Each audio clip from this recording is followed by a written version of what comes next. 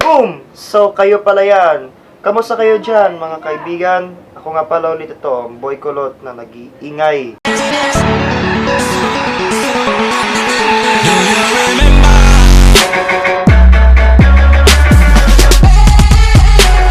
So, may mga tuturo ko sa inyong mga bagay kung paano inyong mga gagawin kung sakali mang iwan kayo o iiwan kayo. Ano ang inyong mga gagawin kung iwan kayo ng taong minahal mo ng sobra? Take note, minahal mo ng sobra, napakamaktin ka kasi maktir. Una, since sa pamahal ka na ng sobra sa kanya, malaki na yung na-invest mong feelings, kumbaga, dapat mong kalimutan siya sa pamamagitan ng paggawa mo ng mga bagay na magiging busy ka. Pretending busy. Pero ganito, gumawa ka ng mga bagay na magiging busy ka at makakalimutan mo siya. Kasi kapag wala kang ginagawa, syempre maiisip po siya ng maiisip.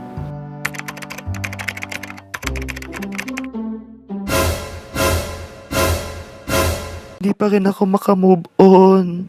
Bakit ganyan ka sa akin? Pangalawa, kung may mga gamit ka na may mga memories sa kanya, kalimutan mo yun.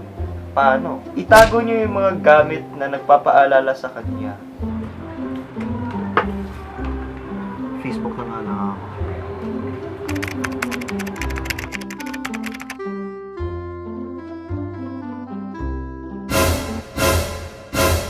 Hindi pa rin ako makamove on.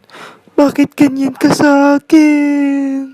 Pangatlo, since na nakita mo siya sa Facebook at friends kayo, pina-follow mo siya. At dahil nakikita yung mga post niya, naalala mo siya. Tama, mali. Tama, mali. Naalala mo siya, di ba?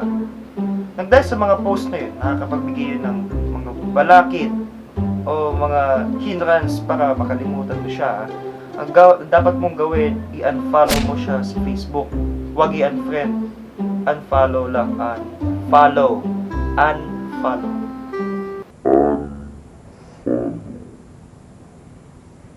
Kung ganon, at least kahit paano, hindi na siya mag-a-appear sa newsfeed mo. O di ba at least, nakakalimutan mo siya kahit paano. At salamat nga pala sa panonood ng video na ito. Shoutout ko mga classmate ko sa Psych 2D. Yo, say yo. Sa mga nanonood, salamat po. Click subscribe sa aming YouTube channel, My Film Production. At i-like nyo na rin itong video na to at i-share nyo para makatulong naman kayo kahit paano. So, see you next time, mga kaibigan. Ito nga pala ulit, boy kulot ang generasyong ito. Bye-bye.